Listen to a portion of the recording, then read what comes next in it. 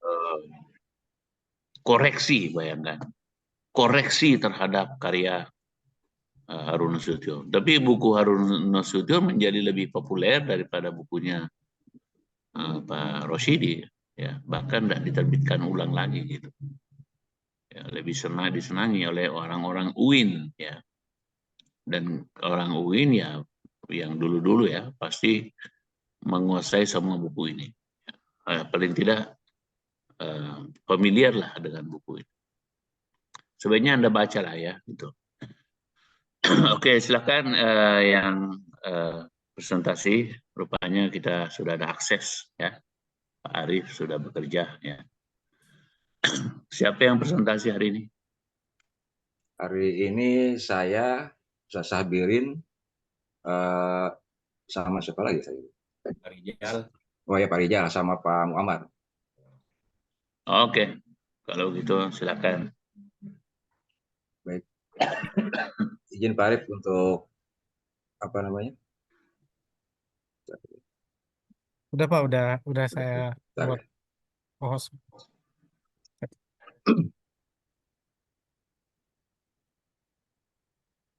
Ini ngalingin ya. Ya ngalingin ininya nih gimana nih caranya nih? Ya, Oh, iya. Oh ya ya ya.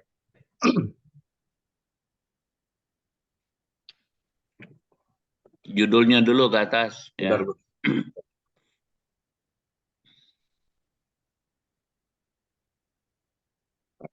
Belum lihat bentar.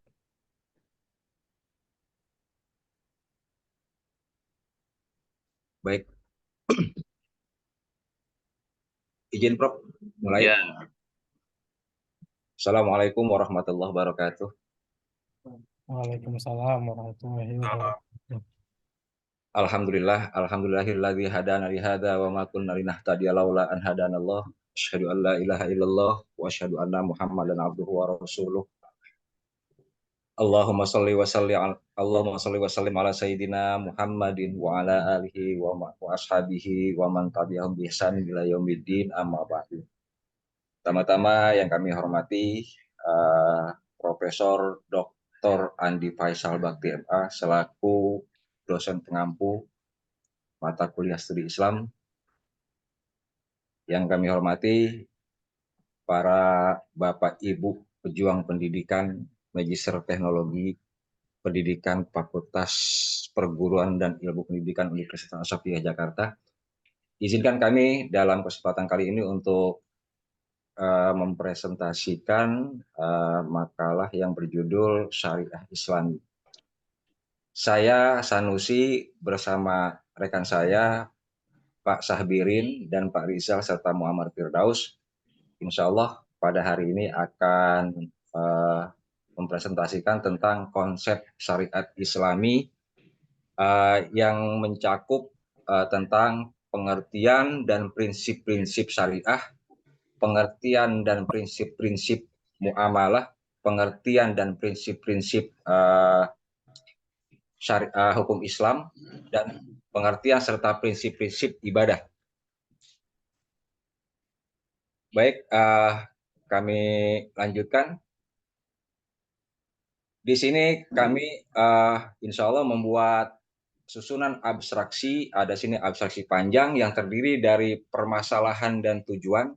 Keseluruhan dari permasalahan abstrak panjang ini terdiri dari 7 paragraf, di mana masing-masing paragraf terdiri dari 6 kalimat SPOK sesuai dengan petunjuk yang ada di panduan pembuatan makalah.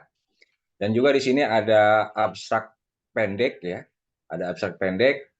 Ini terdiri dari 7 kalimat, dari masing-masing kalimat terdiri dari 30 kata. Insya Allah udah saya hitung semalam, cuma tinggal barangkali takut ada kesalahan atau gimana, nanti mohon revisinya. Dan di sini juga kita mengambil semuanya ini dari permasalahan yang ada, juga pertanyaan-pertanyaan yang ada, semua pernyataan yang kita masukkan ke dalam abstraksi, baik abstrak panjang maupun abstrak pendek ini. Jadi abstrak panjang ini terdiri dari permasalahan dan tujuan, Sementara untuk abstrak panjang yang kedua ini, yang paragraf ketiga dan paragraf keempat, ini tentang pernyataan dan teori konsep. Paragraf kelima dan keenam menyangkut tentang metodologi analisis, ya, metodologi dan analisis. Adapun paragraf yang ketujuh adalah kesimpulan. Baik, saya akan memulai untuk presentasi kali ini. Untuk abstrak panjang terlebih dahulu akan kami bacakan. Di era globalisasi ini, peran syariah Islam sangat penting bagi masyarakat Muslim karena telah memberikan kerangka kerja yang komprehensif untuk mengatur kehidupan individu maupun kolektif. Namun, karena masih rendahnya pemahaman masyarakat terhadap nilai dan prinsip-prinsip syariah, Islam yang telah menyebabkan prinsip syariah Islam telah menyebabkan hukum Islam yang meluas. Pelanggaran. Telah menyebabkan pelanggaran hukum Islam yang meluas. Praktek dan kebijakan yang bertentangan dengan syariat Islam semakin merajalela. Hal ini menunjukkan bahwa implikasi prinsip-prinsip Islam dalam kehidupan berbangsa dan bernegara masih lemah. Penyalahgunaan konsep syariah sebagai alat politik merusak pemahaman masyarakat. Makalah ini mengeksplorasi nilai dan prinsip-prinsip syariah Islam dengan harapan masyarakat mampu mengimplementasikan secara konsisten. Pentingnya implementasi syariah dalam hukum Islam dan kebijakan publik diharapkan dapat menjamin keadilan dan kesejahteraan tanpa adanya diskriminasi dan penyalahgunaan kekuasaan. Berdasarkan fenomena tersebut, kami berupaya mengeksplorasi masalah tersebut ke dalam pembahasan makalah ini. Tujuan penulisan makalah ini adalah untuk memberikan pemahaman yang mendalam kepada masyarakat tentang substansi syariat Islam serta implikasi dalam kehidupan masyarakat modern. Pada tahap pertama, akan dipaparkan secara sistematis masih rendahnya pemahaman masyarakat terhadap prinsip-prinsip syariah yang menyebabkan berbagai macam pelanggaran hukum Islam dalam berbagai aspek kehidupan. Selanjutnya, akan diperinci praktik-praktik kebijakan yang bertentangan dengan nilai-nilai atau prinsip syariah, baik dalam ranah hukum, ekonomi, maupun sosial budaya. Kami berusaha menggali dampak dari kecenderungan penyalahgunaan konsep syariah Islam sebagai alat politik demi kepentingan tertentu yang dapat merusak pemahaman masyarakat tentang esensi syariat Islam. Dengan demikian, kami berharap makalah ini dapat menjadi landasan untuk merangsang perubahan pola hidup masyarakat menuju kehidupan yang lebih sesuai dengan nilai-nilai syariah yang mengedepankan keadilan dan kesejahteraan tanpa diskriminasi dan penyalahgunaan kekuasaan. Dalam menghadapi era globalisasi ini, perlu ditingkatkan pemahaman masyarakat. Mohon maaf ya, ada salah dikit. Kadang ini suka berubah sendiri. Masyarakat tentang nilai-nilai syariat Islam secara mendalam. Pendidikan dan penyuluhan menjadi kunci dalam upaya ini. Ketidaksesuaian antara nilai-nilai syariah dan tindakan pemerintah menciptakan keraguan pada pemerintahan yang mengancam stabilitas sosial. Selain itu, penyalahgunaan konsep syariah sebagai alat politik menciptakan kebingungan dalam pemahaman dalam pemahaman masyarakat tentang Islam, yang berperan yang memperparah ketegangan sosial. Maka penting adanya konsistensi dalam penerapan prinsip-prinsip syariah yang tidak hanya untuk memperkuat identitas agama dan moralitas, tetapi juga untuk menciptakan fondasi yang kuat bagi keadilan sosial dan keberlanjutan masyarakat. Integrasi prinsip-prinsip Islam dalam kehidupan sehari-hari dapat menciptakan lingkungan masyarakat yang kondusif bagi pertumbuhan spiritual, kesejahteraan, ekonomi, dan harmoni sosial yang berkelanjutan. Penelitian ini mengacu pada pandangan para ahli tentang bagaimana implementasi nilai-nilai dan prinsip-prinsip syariah Islam dapat ditingkatkan untuk mengurangi pelanggaran hukum Islam dalam berbagai aspek kehidupan sehari-hari. Profesor Dr. M. Quraish Shihab menyoroti prinsip ekonomi Islam terangkum dalam 4 prinsip empat prinsip pokok, yaitu tauhid, keseimbangan, kehendak bebas, dan tanggung jawab. Terjadinya praktik-praktik dan kebijakan yang bertentangan dengan prinsip syariah, Buya Hamka menjelaskan bagaimana Islam mengatur masyarakat, negara, dan perekonomian hingga terjadinya keadilan sosial. Sementara Muhammad Nasir menekankan bahwa Islam bukan hanya sebagai agama, tetapi juga sebagai sistem yang mengatur kehidupan berbangsa bernegara. Pembahasan terhadap konsep syariat Islam ini terdapat beberapa ayat yang terkait dengan prinsip-prinsip syariah, baik muamalah, ibadah, dan hukum Islam. Seperti dalam Quran Surat Al-Baqarah ayat 275 tentang jual beli dan riba, Quran Surat An-Nahl ayat 90 yang menjelaskan tentang menegakkan keadilan, Quran Surah Al-Baqarah ayat 42, dan Al-Munafikun ayat 63 tentang etika berpolitik. Selain itu juga diperkuat dengan hadis-hadis Nabi dan ijma para ulama. Metodologi penelitian ini menggunakan paradigma epistemologi konstruktivitas, yaitu memahami realitas sebagai hasil dari interaksi subjek dengan objek, serta dipengaruhi oleh konteks sosial dalam budaya. Pendekatan fenomenologi yaitu untuk memahami makna subjek dari pengalaman umat Islam dalam menerapkan prinsip-prinsip syariat Islam.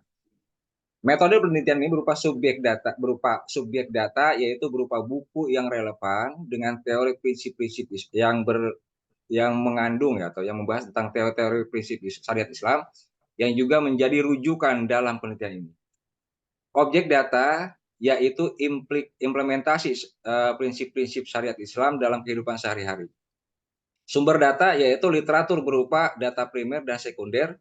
Jenis data yaitu kualitatif berupa narasi, pengalaman, dan persepsi. Persepsi umat Islam tentang penerapan prinsip-prinsip syariat Islam. Koleksi data yaitu pengumpulan data dilakukan dengan menganalisa dari beberapa jurnal dan buku dalam penelitian ini. Sedangkan analisis data yaitu analisis yang dilakukan dengan menggunakan pendekatan induktif yang memungkinkan bagi kami untuk mengambil kesimpulan berdasarkan teori dan verifikasi data, yaitu validitas data yang dijamin melalui triangulasi data, yaitu membandingkan dan mengkonfirmasi temuan dari berbagai sumber data dan metode pengumpulan data yang berbeda. Dari hasil analisis data dapat diperoleh banyaknya terjadi pelanggaran terhadap konsep syariat Islam ini disebabkan karena rendahnya pemahaman masyarakat terhadap prinsip-prinsip syariat Islam. Hal ini menunjukkan perlu adanya penyuluhan dan pendidikan agama untuk meningkatkan pemahaman masyarakat tentang ajaran Islam yang mengintegrasikan prinsip-prinsip syariah dapat menjadi solusi untuk mengatasi rendahnya pemahaman ini. Praktik atau kebijakan yang bertentangan dengan prinsip-prinsip syariat Islam menunjukkan adanya ketidakselarasan antara hukum positif dan ajaran agama. Untuk itu diperlukan sinergi antar ulama, ahli hukum, dan pembuat kebijakan untuk memastikan bahwa kebijakan yang dibuat tidak melanggar prinsip-prinsip syariat Islam. Dalam hal penyalahgunaan nilai-nilai dan prinsip-prinsip syariat Islam sebagai alat politik yang dapat mengancam esensi dari syariat Islam itu sendiri, sebaiknya ada pemisah antara agama dan kepentingan politik, serta perlunya transparansi dan akuntabilitas dalam proses pembuatan kebijakan. Masyarakat perlu meningkatkan kesadaran politik mereka dan memilih pemimpin yang dapat menjunjung tinggi nilai-nilai keadilan dan kebenaran, bukan sekedar kepentingan pribadi atau golongan tertentu. Sebagai satu kesimpulan, berdasarkan pada pembahasan makalah ini dapat disimpulkan bahwa untuk meningkatkan pemahaman yang mendalam terhadap prinsip-prinsip syariat Islam, perlu diadakannya pendidikan dan informasi kepada masyarakat yang dapat dilakukan melalui berbagai media, termasuk pendidikan formal, seminar, workshop, dan media massa. Tujuannya agar masyarakat dapat menerapkan prinsip-prinsip syariat Islam dalam berbagai aspek kehidupan. sehingga dapat mengurangi pelanggaran terhadap hukum Islam dalam kehidupan sehari-hari. Selain itu juga diperlukannya adanya sinergi antara ulama, akademisi, praktisi, dan juga pemerintah untuk menegakkan nilai-nilai dan prinsip-prinsip syariah dalam kehidupan sehari-hari. Kebijakan yang bertentangan dengan syariah perlu ditinjau ulang dan disesuaikan agar tidak merusak tatanan sosial yang diinginkan. Tentunya hal ini membutuhkan komitmen bersama untuk memastikan bahwa kebijakan dan praktek yang diterapkan sesuai dengan nilai-nilai yang diamanahkan oleh syariah. Untuk menghindari penyalahgunaan konsep syariah Islam sebagai alat politik, diperlukannya edukasi dialog, diskusi publik untuk mendorong kesadaran masyarakat tentang pemahaman esensi interpretasi dan implementasi syariah dalam konteks sosial dan politik. Sebagai kata kuncinya di sini adalah syariat Islam, pemahaman masyarakat, pendidikan dan penyuluhan, penyalahgunaan konsep, kesadaran politik masyarakat, dan Al-Quran hadis. Ini terdiri dari 6 kata majemuk. Selanjutnya abstrak pendek. Permasalahan yang dihadapi umat Islam pada saat ini akibat rendahnya pemahaman terhadap prinsip-prinsip syariah menyebabkan terjadinya praktek atau kebijakan yang bertentangan dengan ajaran Islam dalam berbagai aspek kehidupan. Penelitian ini bertujuan untuk mengetahui bagaimana syariat Islam dapat diimplementasikan pada masyarakat, apa saja praktek yang bertentangan dengan aspek-aspek syariah, sejauh mana penyalahgunaan konsep Islam, mengapa penerapannya penting bagi masyarakat. Karena itu pentingnya implementasi syariat Islam dalam berbagai aspek kehidupan masyarakat untuk mengurangi penyalahgunaan prinsip-prinsip Islam untuk kepentingan individu dengan mengintegrasikan nilai-nilai syariah Islam dalam kehidupan sehari-hari. Dalam hal ini, para tokoh Islam menyoroti permasalahan tersebut dengan mengemukakan pendapatnya berlandaskan pada Al-Quran hadis yang berkaitan dengan penerapan prinsip-prinsip Islam dalam berbagai aspek kehidupan masyarakat sehari-hari. Analisis yang bisa diambil dalam adalah terbatasnya pemahaman masyarakat terhadap prinsip-prinsip syariat Islam dan penerapannya dalam kehidupan sumber yang dijadikan rujukan penyalahgunaan syariat Islam untuk kepentingan individu ataupun kelompok. Kesimpulan yang dapat diambil adalah semua elemen harus berperan aktif mensosialisasikan konsep-konsep syariat Islam yang benar kepada masyarakat. Sebagai sumber rujukan untuk mendorong kesadaran masyarakat terhadap penyalahgunaan prinsip-prinsip syariat Islam. Kata kunci di sini ada syariat Islam, Al-Quran hadis, pemahaman masyarakat, implementasi penyalahgunaan prinsip-prinsip syariat Islam. Permasalahan. Di sini permasalahan yang bersifat realitas, kenyataan yang terjadi di masyarakat karena rendahnya pemahaman masyarakat terhadap prinsip-prinsip syariah yang menyebabkan banyak pelanggaran terhadap hukum Islam dalam berbagai aspek kehidupan. Terjadinya praktek-praktek atau kebijakan yang bertentangan dengan nilai-nilai dan prinsip-prinsip syariah dalam kehidupan sehari-hari di masyarakat, baik dalam ranah hukum, ekonomi, maupun sosial budaya. Yang ketiga, adanya kecenderungan bagi sebagian pihak untuk memanfaatkan konsep syariah Islami sebagai alat politik yang seringkali menyebabkan penyalahgunaan konsep tersebut demi kepentingan tertentu yang kemudian merusak pemahaman masyarakat tentang esensi syariah.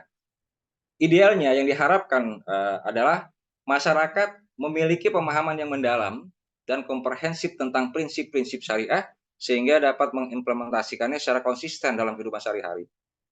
Terwujudnya kehidupan masyarakat berbangsa dan bernegara yang berlandaskan pada prinsip-prinsip syariah Islami, di mana setiap aspek kehidupan diatur dan dilandasi oleh nilai-nilai Islam. Yang ketiga, implementasi syariah Islami dalam sistem hukum dan kebijakan publik yang memberikan jaminan terhadap penegakan keadilan dan kesejahteraan bagi seluruh masyarakat tanpa diskriminasi dan penyalahgunaan. Adapun pertanyaan yang Udah dibagi tugas Pak Sanusi, kasih baik, juga Pak. Pak. Gimana? Enggak, pembagian tugas, Ya, kasih nanti juga setelah ini, Prof. Pak. Gitu ya. Oke. Baik, saya satu lagi. Baik, dari sini diangkat satu permasalahan melalui sebuah pertanyaan. Yang pertama, ada pertanyaan mayor, bagaimana implementasi nilai dan prinsip-prinsip syariah Islam dapat ditingkatkan untuk mengurangi pelanggaran hukum Islam dalam berbagai aspek kehidupan sehari-hari. Pertanyaan minornya, apa saja praktek dan kebijakan yang bertentangan dengan prinsip-prinsip syariah Islam yang sedang merajalela dalam konteks hukum, ekonomi, dan sosial budaya. Yang kedua, sejauh mana penyalahgunaan konsep syariah sebagai alat politik telah merusak pemahaman masyarakat terhadap substansi sejati syariat Islam. Dan yang ketiga, mengapa dan untuk apa pentingnya mengimplementasikan nilai dan prinsip-prinsip syariah Islam secara konsisten dalam kehidupan sehari-hari, baik bagi masyarakat yang memiliki pemahaman mendalam tentang prinsip-prinsip syariah. Adapun untuk selanjutnya akan disampaikan oleh Mukarrom, silakan kepada Kiai Sabirin, kami persilakan. Bismillah, baik kami lanjutkan, Prof dan teman-teman, mohon izin. Ada pernyataan utama, implementasi nilai dan prinsip-prinsip syariah Islam dalam kehidupan sehari-hari adalah kunci untuk mengurangi pelanggaran hukum Islam dan memperkuat fondasi moral dalam masyarakat. Kemudian pertanyaan pendukung, yang pertama, pendidikan dan penyuluhan tentang nilai-nilai syariat Islam perlu ditingkatkan agar masyarakat lebih memahaminya. Yang kedua, ketidaksesuaian antara nilai-nilai syariah Islam dan praktek pemerintah membuat masyarakat tidak percaya pada pemerintah, mengancam stabilitas sosial. Kemudian ketiga, penyalahgunaan konsep syariah sebagai alat politik menyebabkan kebingungan dalam pemahaman masyarakat tentang Islam, menciptakan ketenggangan sosial.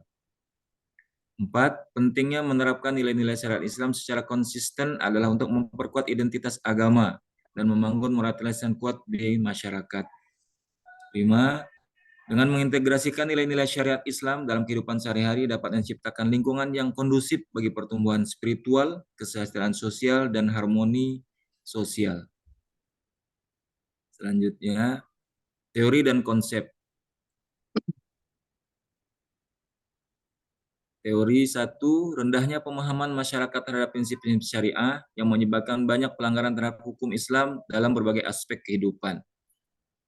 Muhammad Quraisy Shihab menyatakan bahwa secara umum prinsip ekonomi Islam terangkum dalam 4 prinsip pokok tauhid, yaitu keseimbangan, kehendak bebas, dan tanggung jawab.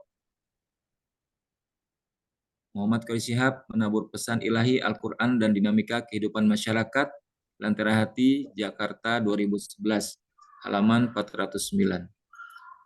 Teori 2, terjadinya praktek-praktek atau kebijakan yang bertentangan dengan nilai-nilai dan prinsip-prinsip syariah dalam kehidupan sehari-hari di masyarakat, baik dalam ranah hukum, ekonomi, maupun sosial budaya. Buya Hamka menjelaskan bagaimana Islam mengatur masyarakat, negara, dan perekonomian hingga tercapainya keadilan sosial. Hamka, Keadilan Sosial dalam Islam, Jakarta, Gema Insani 2015, Gema Insani Fresh 2015. Teori 3, adanya kecenderungan bagi sebagian pihak untuk memanfaatkan konsep syariah Islam sebagai alat politik yang seringkali menyebabkan penyalahgunaan konsep tersebut demi kepentingan tertentu, yang kemudian merusak pemahaman masyarakat tentang esensi syariah. Muhammad Nasir mengatakan, Islam bukan hanya sebagai agama, tetapi juga sebagai sistem yang mengatur kehidupan berbangsa dan bernegara. Muhammad Nasir, Islam sebagai ideologi, Jakarta, Pustaka Aida, 1956. Berikutnya, teori dan konsep. Konsep 1, rendahnya pemahaman masyarakat terhadap syariat yang menyebabkan banyak pelanggaran terhadap hukum Islam dalam berbagai aspek kehidupan.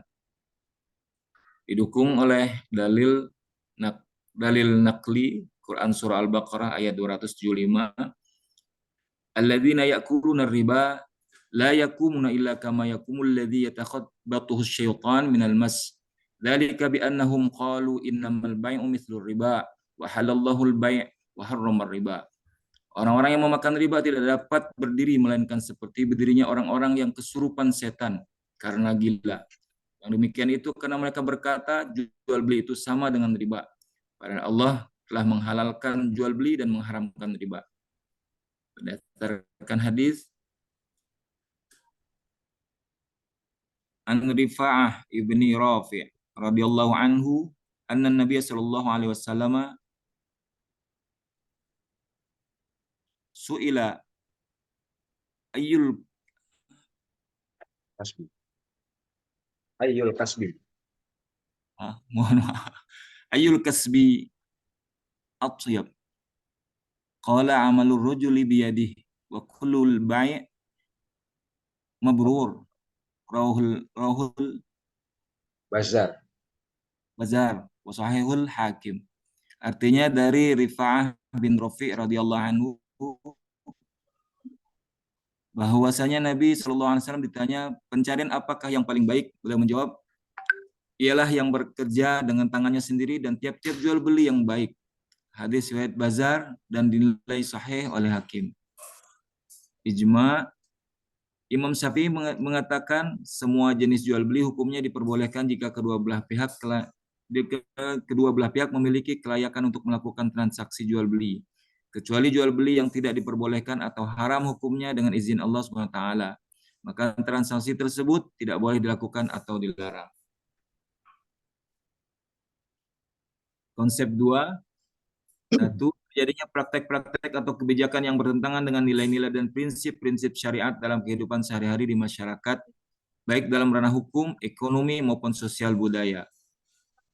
Quran Surah An-Nahl ayat 90, Innallaha ya'muru bil 'adli wal ihsan wa ita'i dzil qurba wa yanha 'anil fahsya'i wal munkar wal baghi ya'idukum la'allakum tadhakkarun. Sesungguhnya Allah menyuruh kamu berlaku adil dan berbuat kebajikan, memberi bantuan kepada kerabat, dan Dia melarang melakukan perbuatan keji, kemungkaran, dan permusuhan. Dia memberi pengajaran kepadamu agar kamu dapat mengambil pelajaran. Hadis Innal muqsitina indallah ala manabira min nuri an yamisnir rahman wakilta yadaihi yaminul lali ya'diluna fi hukmihim wa ahlihim wa ma wullu. Sesungguhnya orang-orang yang adil kelak di sisi Allah berada di tempat-tempat yang tinggi, mimbar yang terbuat dari cahaya. Di sebelah kanan Zat yang Maha Pengasih, kedua tangannya merupakan tangan kanan orang-orang adil, yaitu orang-orang yang berbuat adil dalam hukum, keluarga, dan kekuasaan mereka. Hadis riwayat Bukhari dan An-Nasa'i. Ijma, Sayyid Qutb menyatakan bahwa dasar persamaan itu adalah sifat kemanusiaan yang dimiliki oleh setiap manusia. Ini berimplikasi bahwa manusia mempunyai hak yang sama oleh kesamaan status sebagai manusia. Dengan begitu keadilan adalah hak setiap manusia dengan sebab sifatnya sebagai manusia. Dan sifat ini menjadi dasar keadilan dalam ajaran-ajaran ketuhanan.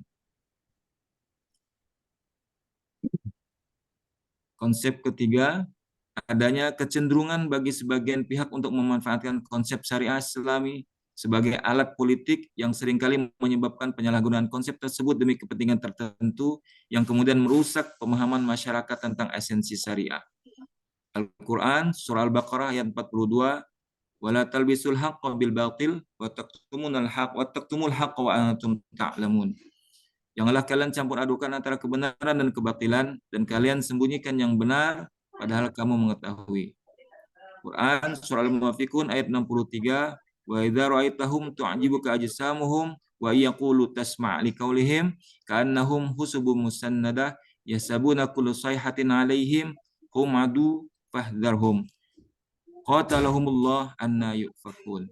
Dan apabila melihat mereka, tubuh-tubuh mereka menjadikan kamu kagum, dan jika mereka berkata kamu mendengar perkataan mereka seakan-akan kayu yang tersandar. Mereka mengira bahwa tiap-tiap teriakan yang keras ditujukan kepada mereka itulah musuh-musuh yang sebenarnya.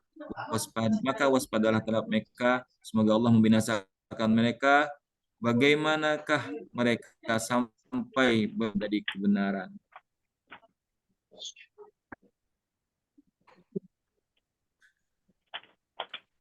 Konsep berikutnya, ini ruang mana ini? 3. masih lanjutan dari konsep ketiga. dari hadis Rasulullah SAW. Enggak, kasih Pak Rizal Qala lagi. Nabi Ya, sallallahu alaihi wasallam, Pak Rizal lagi, Pak Rizal atau Pak siapa ini? Pak Muammar ya. Pak Rizal. Dibagi-bagi.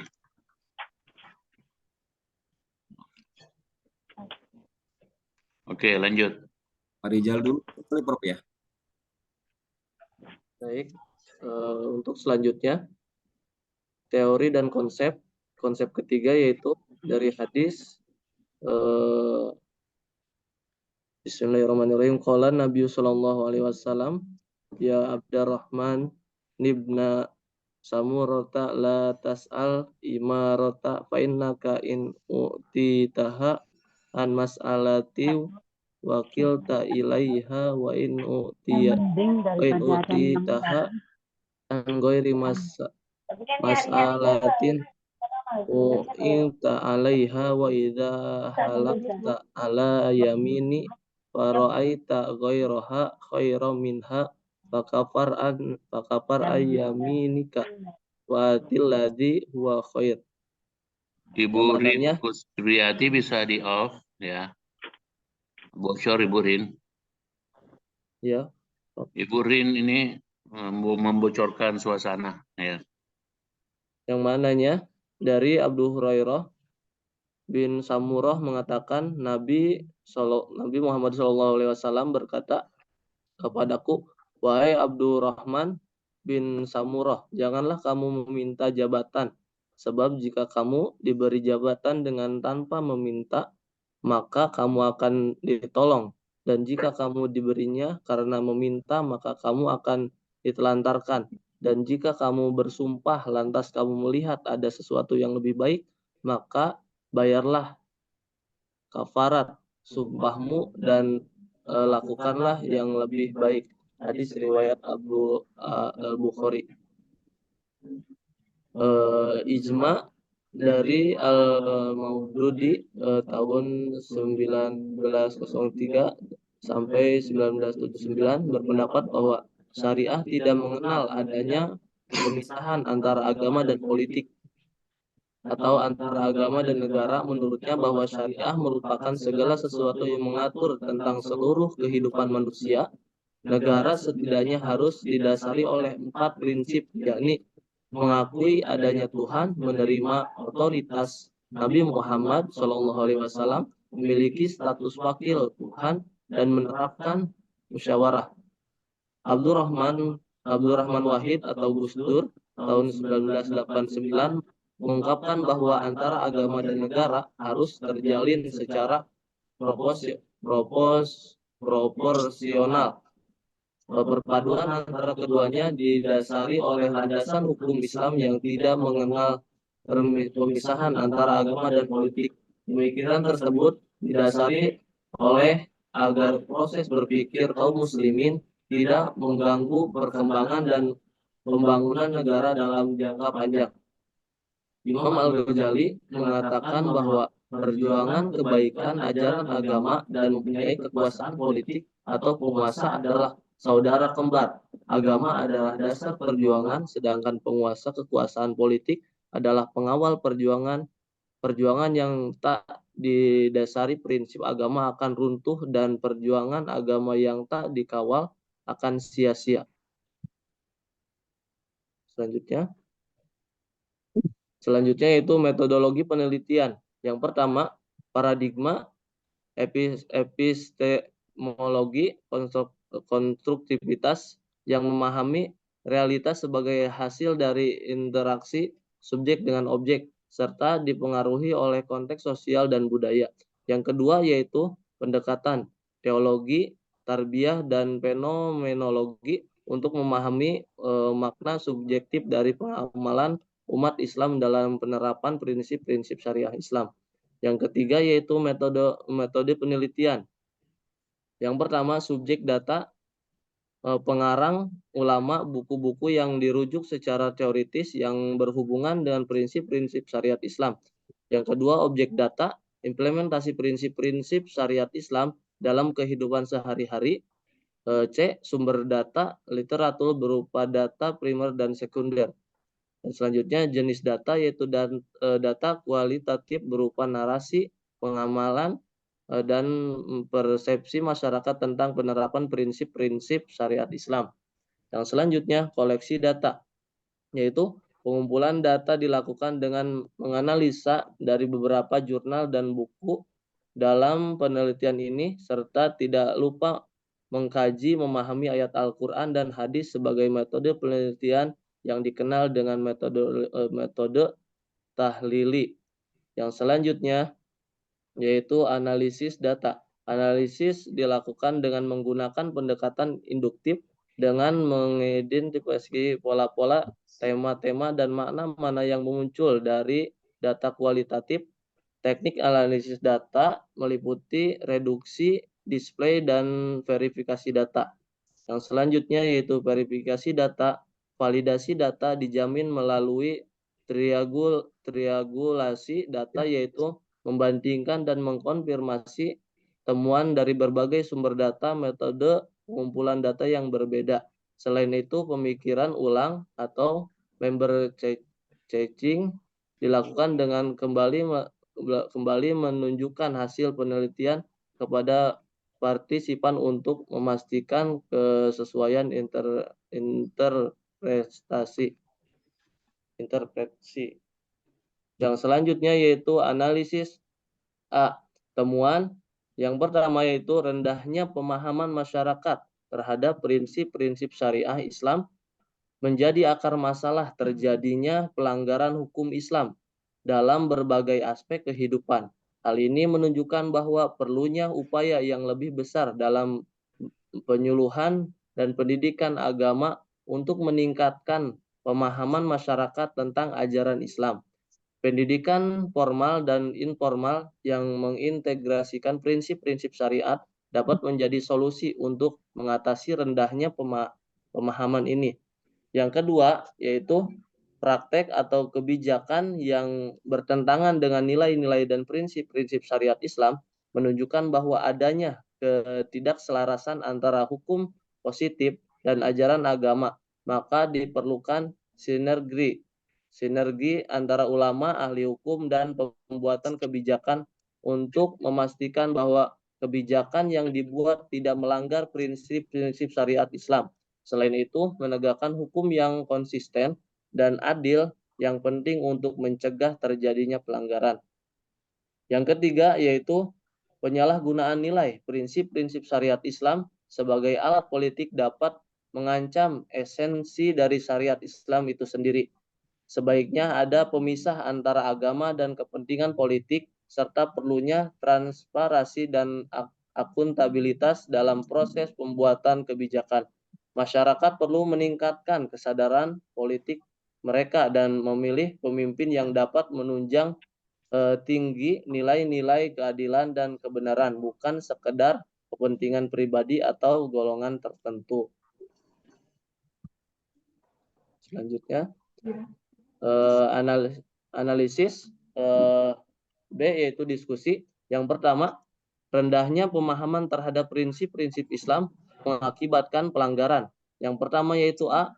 Pada dasarnya terjadinya pelanggaran hukum syariat disebabkan oleh Pak Muhammad lagi. Kok ini di apa bagi-bagi ya? Pak Muhammad lagi. Pak Muhammad. Hadir nggak beliau?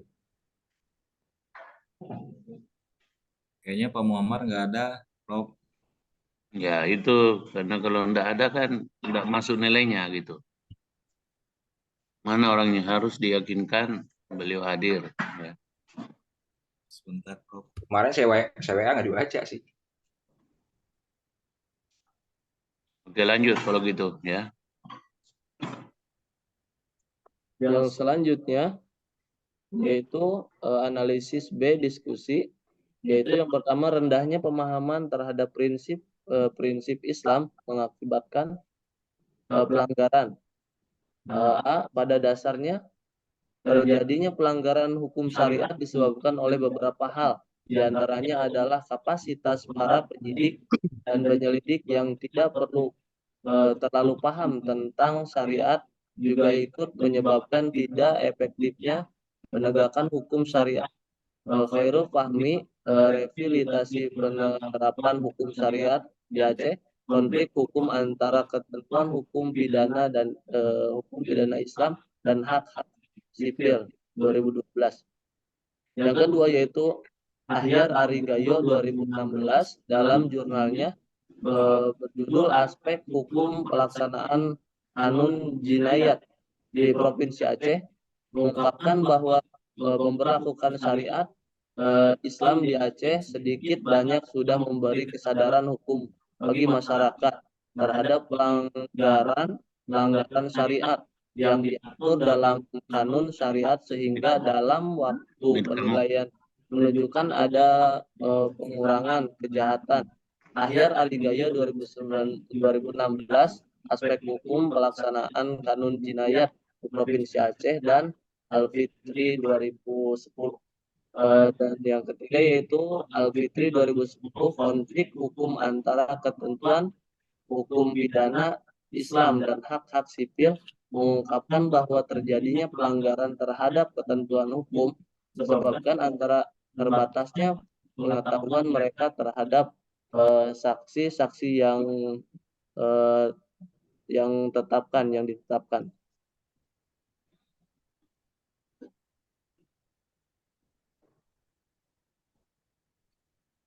Diskusi yang kedua yaitu terjadinya praktik-praktik atau kebijakan yang bertentangan dengan nilai-nilai, prinsip-prinsip syariat dan dalam kehidupan sehari-hari di masyarakat, baik dalam ranah hukum, ekonomi maupun sosial budaya.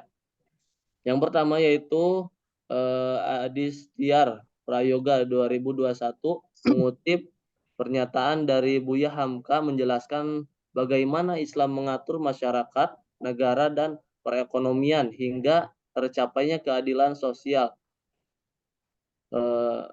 Adistiar Prayoga, narasi keadilan sosial dalam pemikiran Buya Hamka, Akademia 2021. B. Rendra Widiakso 2024 menyatakan bahwa keadilan merupakan suatu ciri utama dalam ajaran Islam. Setiap orang muslim akan memperoleh hak dan kewajibannya secara sama. Berdasarkan pada hakikatnya, manusia yang derajatnya sama antara satu mukmin dengan mukmin yang lain, dan yang membedakan hanyalah tingkat ketakwaan dari setiap mukmin tersebut. Yang selanjutnya yaitu Apip Rangukti 2017 mengemukakan bahwa Islam memerintahkan kepada setiap manusia untuk berbuat adil atau menegakkan keadilan pada setiap tindakan perbuatan yang dilakukan. Konsep keadilan dalam perspektif Islam, Jurnal Pendidikan Islam Tazkiyah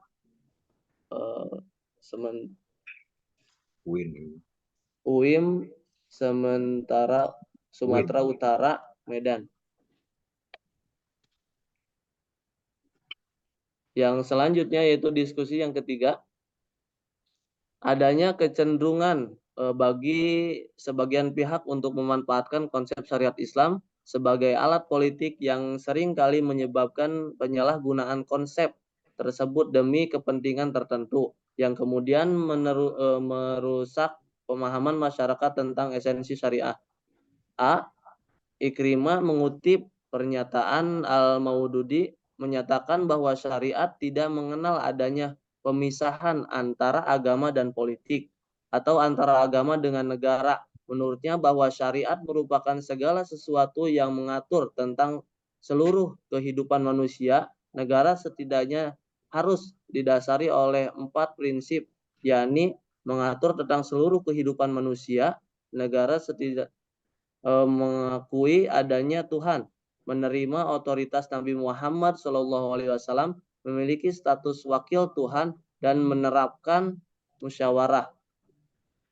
Yang selanjutnya yaitu Mahar 2016 mengutip pernyataan Abdurrahman Wahid Gus Dur 1989 mengungkapkan bahwa antara agama dan negara harus menjalin secara profesional.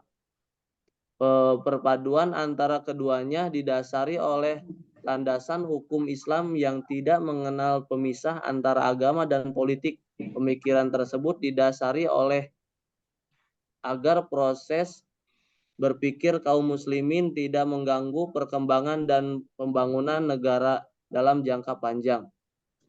Yang selanjutnya yaitu Raudatul Jannah 2022 mengutip pernyataan Imam Al-Ghazali menyatakan memperjuangkan kebaikan ajaran agama dan mempunyai kekuasaan politik adalah saudara kembar. Agama adalah dasar perjuangan, sedangkan penguasa politik adalah pengawal perjuangan yang tidak didasari prinsip agama akan runtuh, dan perjuangan agama yang tak dikawal akan sia-sia.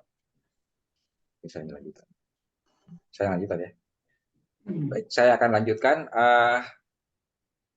Yang terakhir adalah penutup, sebuah refleksi atau kesimpulan untuk meningkatkan pemahaman yang mendalam terhadap prinsip-prinsip syariat Islam. Perlu diadakannya pendidikan Islam dan informasi kepada masyarakat yang dapat dilakukan melalui berbagai media, termasuk pendidikan formal, seminar, workshop, dan media massa. Tujuannya agar masyarakat dapat menerapkan prinsip-prinsip syariat Islam dalam berbagai aspek kehidupan.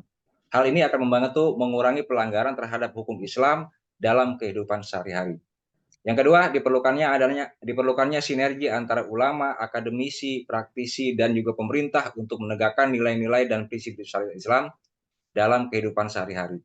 Kebijakan yang bertentangan dengan dalam syariat perlu ditinjau ulang dan disesuaikan agar tidak merusak tatanan sosial yang diinginkan.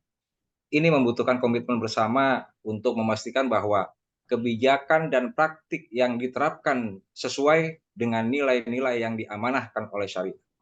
Yang ketiga, pentingnya pemisah antara agama dan politik serta mendorong kesadaran masyarakat tentang penyalahgunaan konsep syariah sebagai alat politik. Edukasi tentang pemahaman yang benar tentang esensi syariah perlu disampaikan secara jelas untuk menghindari penyalahgunaan konsep tersebut demi kepentingan politik tertentu. Ini dapat dilakukan melalui dialog, diskusi publik, dan juga penguatan lembaga-lembaga yang bertanggung jawab atas interpretasi dan implementasi syariah dalam konteks sosial dan politik. Selanjutnya adalah implikasinya. Satu, perlunya upaya pendidikan dan penyuluhan yang intensif tentang prinsip-prinsip syariah kepada masyarakat. Hal ini membutuhkan investasi dalam pengembangan kurikulum pendidikan formal dan non-formal, mencakup pemahaman yang mendalam tentang hukum Islam. Institusi pendidikan, lembaga agama, dan organisasi masyarakat sipil perlu bekerja sama untuk menyediakan sumber-sumber daya yang diperlukan dalam menciptakan lingkungan yang mendukung bagi peningkatan pemahaman masyarakat. Yang kedua, perlunya sinkronisasi kebijakan publik dengan nilai-nilai dan prinsip-prinsip syariah melalui dialog antara berbagai pemangku kepentingan, termasuk ulama, akademisi, praktisi, dan juga pemerintah, untuk memastikan bahwa kebijakan yang diambil memperhatikan dan menghormati prinsip-prinsip syariah. Selain itu, perlunya evaluasi secara terus-menerus terhadap kebijakan yang ada untuk memastikan bahwa mereka sesuai dengan nilai-nilai yang diamanahkan oleh syariah. Yang ketiga, perlunya peningkatan kesadaran politik dan sosial tentang penyalahgunaan konsep syariah sebagai alat politik, yaitu melalui kampanye atau penyuluhan yang luas yang berkelanjutan tentang esensi syariah serta bahayanya dan dari penyalahgunaannya untuk kepentingan politik tertentu. Lembaga-lembaga demokrasi dan keadilan perlu diperkuat untuk mencegah penyalahgunaan konsep syariah dan memastikan bahwa proses politik berjalan sesuai dengan prinsip-prinsip keadilan dan kebenaran. Saran-saran untuk para ulama,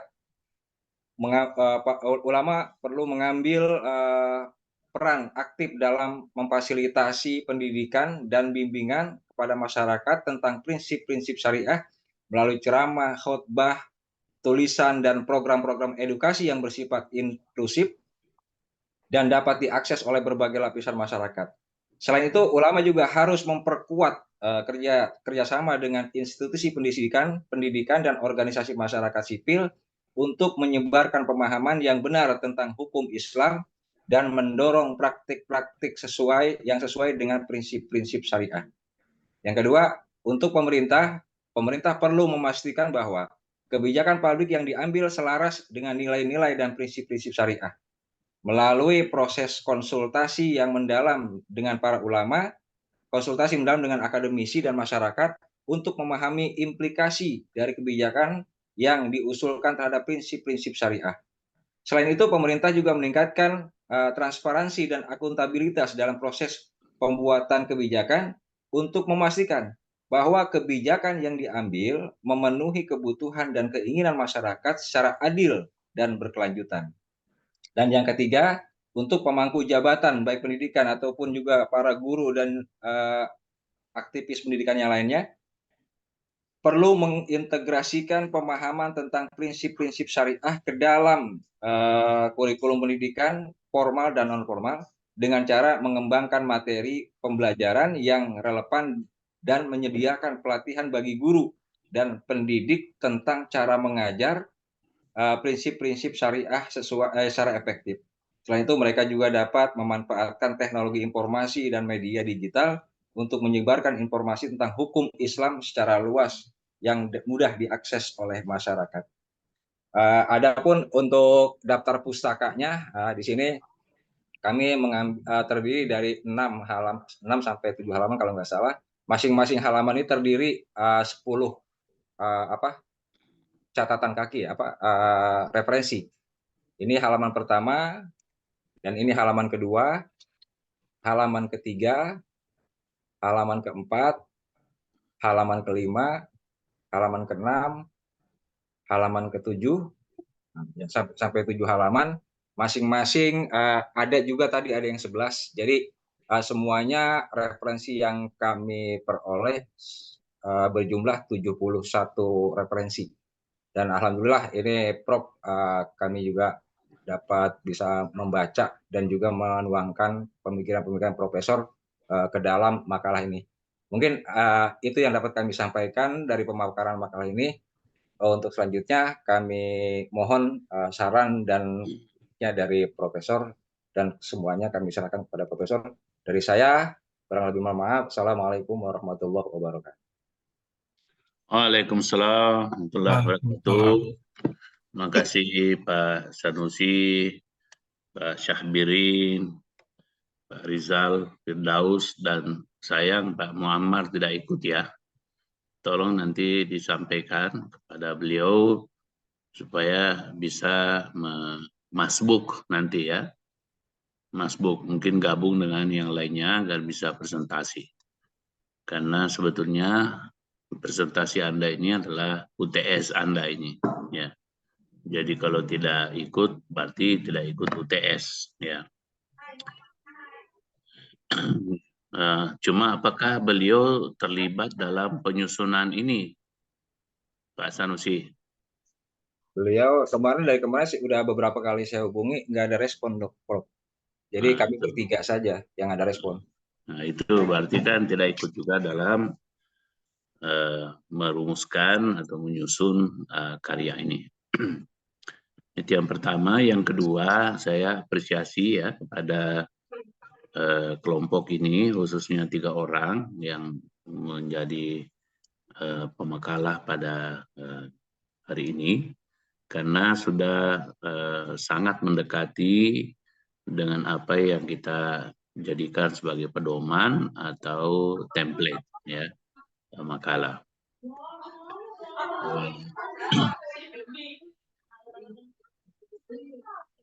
Siapa itu yang berisik? Ya.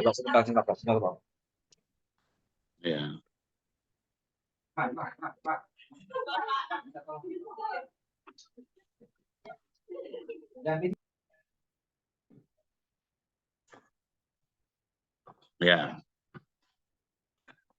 Oke, itu kan mengganggu. Dalam ilmu komunikasi disebut noise. Noise ini mengganggu kita berkomunikasi. Oke, cuma satu lagi yang ingin saya tekankan ya.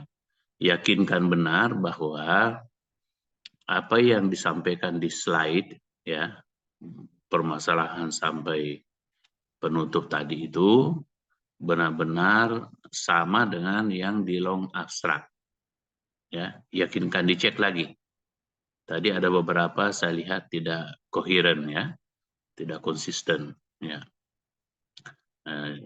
Baca lagi, dibaca dulu tadi yang slide-nya, kemudian dikoreksi long abstraknya. Oke, sudah dicatat ya. Nah, yang berikutnya lagi ya, kawan-kawan, tadi saya lihat terbalik ya, long abstrak dan short abstrak dari segi tujuan. Seharusnya Pak Sanusi, Pak Syahbirin, dan Pak Rizal, ya di short abstrak itu tidak ada pertanyaan, tapi hanya tujuan. Ya di switch ya. Nah, jadi seharusnya di long abstrak itu dimulai dengan makalah ini bertujuan untuk menjawab pertanyaan mayor dan minor. Nah, lalu adapun pertanyaan mayornya adalah bagaimana konsep syariah dalam Islam menurut para ahli umpamanya. Kemudian lebih jauh makalah ini dituntun oleh pertanyaan minor. 1, 2, 3. Itu long abstrak Pak Sanusi, long abstrak seperti itu. Sementara kalau di short abstrak bunyinya seperti ini, makalah ini bertujuan untuk ya itu menganalisis ya konsep syariah dalam Islam. Nah, selanjutnya lebih khusus lagi tentang ini gitu Pak Sanusi ya, supaya tidak jadi contoh yang salah kepada yang lain-lainnya nanti. Jadi di switch dan usahakan di long abstrak itu supaya tidak kepanjangan pertanyaannya itu ya benar-benar pertanyaan, tidak usah ada embel-embel kiri kanan ya, karena itu nanti ada di makalah Pak Sanusi, jangan ditumpahkan semua di sini karena nanti kita ini meminta makalah Anda itu 20 halaman pada akhir semester ini. Jadi yang inti saja dulu di situ. Begitu juga di permasalahan di long abstrak, sebaiknya juga terlihat ya permasalahan itu entah mau memulai dengan yang ideal, lalu yang realitas, yang realnya. Oke, jadi masing-masing 3. Ada pandangan bahwa sebaiknya kita positive thinking dulu, jadi yang positif dulu ditampilkan, baru yang negatif. Ya, itu juga menjadi umum dipahami oleh para penulis. Kemudian di pernyataan tadi Pak Sanusi itu belum tajam, belum kritis, belum analitis, tapi sedikit sudah dialektis. Ya, belum kritis Pak Sanusi. Kalimat pertama yang terlihat di slide itu namanya pernyataan utama, ya. Pernyataan utama, dan itu terlihat di kalimat pertama paragraf ketiga long abstrak. Saya ulangi ya, terlihat pada kalimat pertama ya pernyataan di paragraf yang ketiga. Itulah thesis statement Anda. Jangan sampai berbeda. Saya lihat tadi ada sedikit perbedaan antara yang ada di long abstrak dengan yang ada di slide. Padahal itu juga sebetulnya. Oke, yang berikutnya lagi. Tadi soal metodologi ya. Di situ saya lihat ada di long abstrak hanya fenomenologi. Sementara kalau di slide itu lengkap. Ada teologinya, ya. Ada dakwahnya, ada tarbiyahnya terutama karena kita ini tarbiyah. Jadi teologi tarbiyah dan komunikasi sebetulnya juga bisa. Sementara di long abstrak hanya kata fenomenologi. Fenomenologi itu adalah anak kandung dari antropologi. Ya, kemudian ada anak kandungnya lagi, cucunya lagi yang disebut dengan etnometeorologi dan etnografi. Ya. Kemudian, nah tadi ada yang perlu dicermati oleh kawan-kawan. Mudah-mudahan ada waktu, cuma waktunya udah habis ya. Gara-gara tadi lambat kita terima co-host ya, bahwa harus ada pemisahan antara urusan politik dan urusan agama. Nah, ini saya kira banyak yang tidak setuju di forum ini ya. Dan ini dari dulu memang selalu begitu, karena kalau pemisahan itulah yang disebut dengan sekularisasi atau sekularisme. Nah, tapi kalau satu kesatuan, dan itu yang disebut dengan integrasi. Ya. Nah, tapi di slide-slide-nya Pak Sanusi tadi, Pak Sabirin, dan Pak Rizal, sebetulnya semuanya sudah konsisten. Nah, tapi yang di abstrak, long abstrak tadi itu, di paragraf ke-6 dikatakan bahwa harus ada pemisahan. Nah, ini perlu hati-hati karena pasti banyak yang menentang itu. Ya.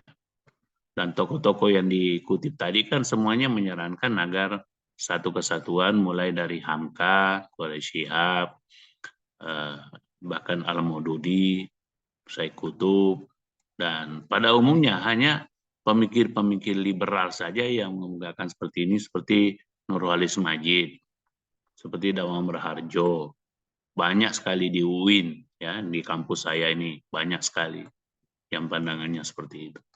Dianggap liberal, ya, dianggap sedikit sekuler gitu, karena pemisahan itu, ya. Nah, kalau saya pribadi, saya masih konsisten bahwa itu seperti yang dikutip tadi, bahwa Islam ini adalah juga termasuk teologi, prinsip kehidupan, ya namanya syariah seperti itu. Nah, tinggal pembahasannya seperti apa. Karena kalau tidak, ini ideologi menjadi hilang. Ini pemilu yang baru-baru ini, memang satu sisi orang bergembira karena tidak ada lagi seolah-olah politik identitas. Aspek Islam kurang menonjol, ya. Ya mungkin karena Anies memang sudah menyatu di situ, Islamnya sudah ada di situ, kemudian aspek umumnya juga sudah ada di situ, aspek internasionalnya sudah ada di situ, sehingga tidak perlu lagi menekankan aspek Islam dan non-Islam. Tapi ideologi itu masih penting sekali, ya. Ini nanti baca bukunya, karya-karya Host Cokroaminoto yang paling awal itu ya, dan banyak buku-buku tentang ideologi, ya. Syauddin Sardar, Ali Syariati, itu masih tetap yakin bahwa Islam mempunyai jalan tersendiri yang berbeda dari kaum sekuler, berbeda dari kaum liberal, apalagi kaum sosialis dan kaum komunis. Ya. Berikutnya lagi, tadi soal pemotongan kata ya, masih banyak yang kurang pas, umpamanya disimpulkan dipisah. Itu kan kata kerja, nggak boleh disimpulkan. Masyarakat menjadi huruf besar, itu kan tidak perlu huruf besar, huruf kecil saja. Ya. Kata sekedar, itu seharusnya sekadar. Ya. Nah, tolong diperiksa ini semua, ya, gunakan bahasa Indonesia yang resmi. Tadi juga banyak yang membaca tidak sesuai dengan yang tertulis. Tadi Pak Rizal, ya, yang dibaca, yang tertulis mengamalkan, ya, mengamalkan. Tapi yang dibaca mengalami. Ya, tadi itu saya perhatikan satu persatu ya. Ada beberapa kata yang loncat tadi itu Pak Rizal. Jadi Pak Rizal membaca, usahakan memang menyelami apa yang dibaca, bukan membaca saja, tapi menyelami, sehingga kalau salah diluruskan. Dia bukan malah sudah benar tapi dibaca dengan kata yang salah. Banyak tadi yang seperti itu, dan masih banyak juga tadi salah ketik ya. Pokoknya prinsip tadi itu tidak ada i-nya. Banyak sekali tadi saya perhatikan salah ketiknya. Makanya memang harus dibaca 17 rakaat dulu, baru dipresentasikan. Maksudnya 17 kali gitu ya. Karena kita sholat 17 rakaat sehari semalam, karena ini memang bagi kita ini adalah ibadah ya. Oke, karena waktu ya, terserah Anda mau berdiskusi. Saya sih bisa aja nih sampai jam 10, tapi saya tahu juga Anda mempunyai perkuliahan lagi setelah ini. Tapi mungkin satu orang boleh kali ya, kalau dibolehkan. Kayaknya Pak Iwan udah siap-siap ini, sudah langsung unmute itu. Ya, Ya, izin Prof. ya silakan. Ini enggak sih, enggak panjang, hanya tadi memastikan ya terjemah hadis tentang keutamaan orang yang adil itu, Prof. Terjemah tanda baca dan cara membacanya tadi kok kayaknya agak menggelitik gitu, Prof. Ya, betul. Yang konsep apa kedua kalau nggak salah ya, tentang adil itu. Itu yang tadi. Ini ya. Terlihat di sini misalkan kedua tangannya ya. Ini kan innal muqsitina ar-rahmanu wa wakil tayadaihi ya. Kalau sependek pengetahuan kami gitu, ini tangannya ini kan kepada Allah ya. Kedua tangannya merupakan tangan kanan orang-orang adil. Nah, sepertinya ini tanda bacanya ini ya. Kalau yang tadi kedua tangannya merupakan tangan kanan, kemudian orang-orang adil yaitu mereka yang berbuat adil dalam hukum. Nah, khawatir kalau baca seperti ini kan kedua tangannya merupakan tangan kanan orang-orang adil. Ya, dan tadi baca pun demikian kalau nggak salah saya dengar, Prof. Mohon Jadi seharusnya apa Pak Iwan?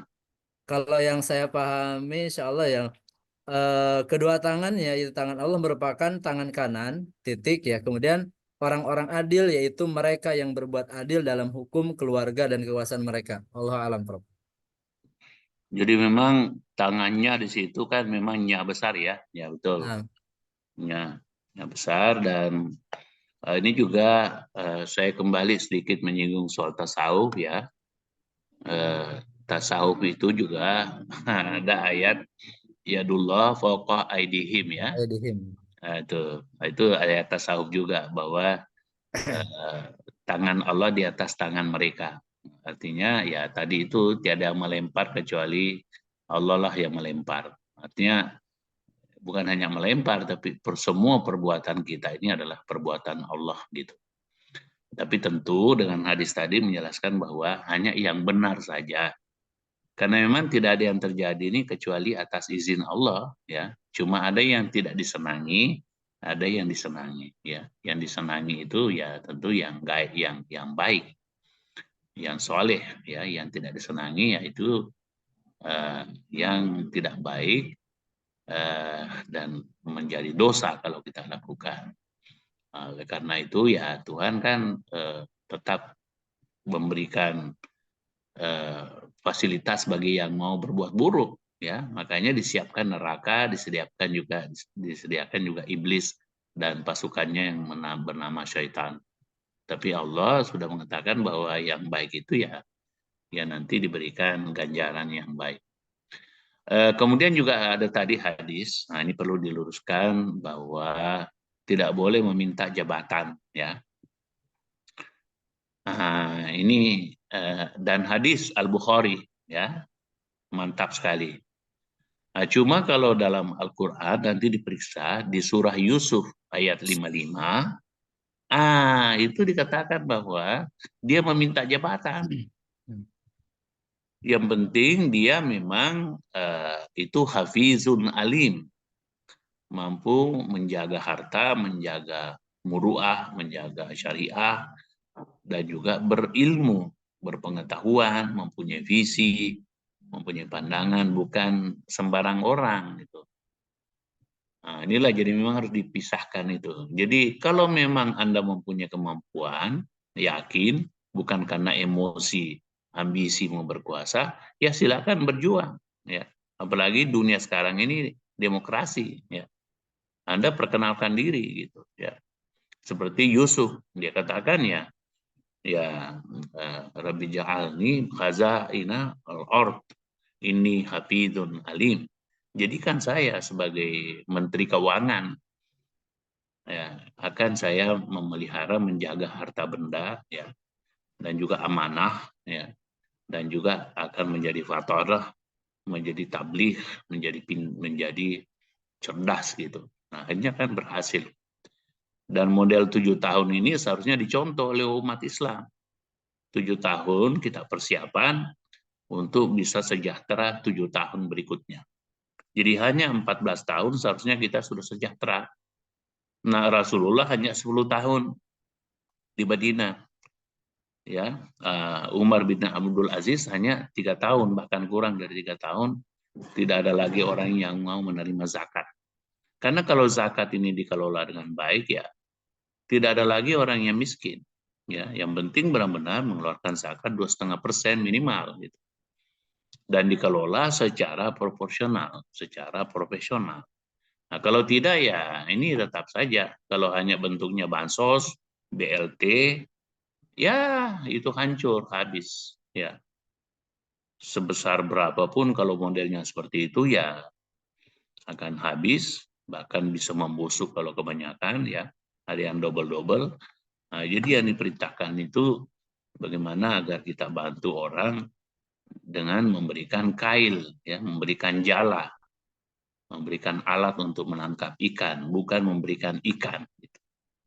Nah, inilah saya lihat ya pemerintah karena hanya memanfaatkan aspek itu untuk kepentingan politik, akhirnya ya tidak mempunyai efek yang baik terhadap perkembangan ekonomi umat gitu.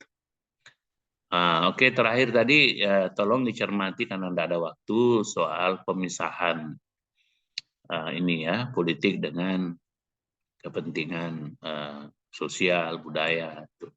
Karena Islam itu adalah satu kesatuan ya. Kita semua ini menjadi khalifah. Kita semua ini menjadi wakil-wakil Tuhan di muka bumi ini. Dan kita lewat musyawarah, kita pilih yang terbaik di antara kita. Nah, seperti sila keempat.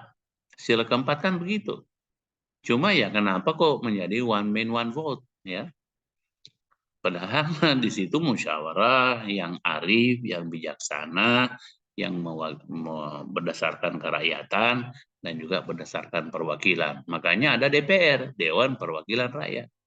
Ada MPR, Majelis Permusyawaratan Rakyat. Tapi kemudian kita one man one vote. Akhirnya dimobilisasi, dikapitalisasi, dikomersialisasi, difinansialisasi. Artinya ya terjadilah serangan fajar, serangan subuh, serangan tengah malam, serangan siang hari bolong di atas meja, ya sudah, dan tidak diakui. Padahal orangnya sudah mengakui cawe-cawe. Kenapa kok tidak terbukti? Ini kan lucu kemarin. Presiden sudah mengakui bahwa ya saya kan tidak apa-apa cawe-cawe. Tapi katanya dalam pengadilan MK tidak ada bukti bahwa ada cawe-cawe. Padahal orangnya sudah mengakui. Ya.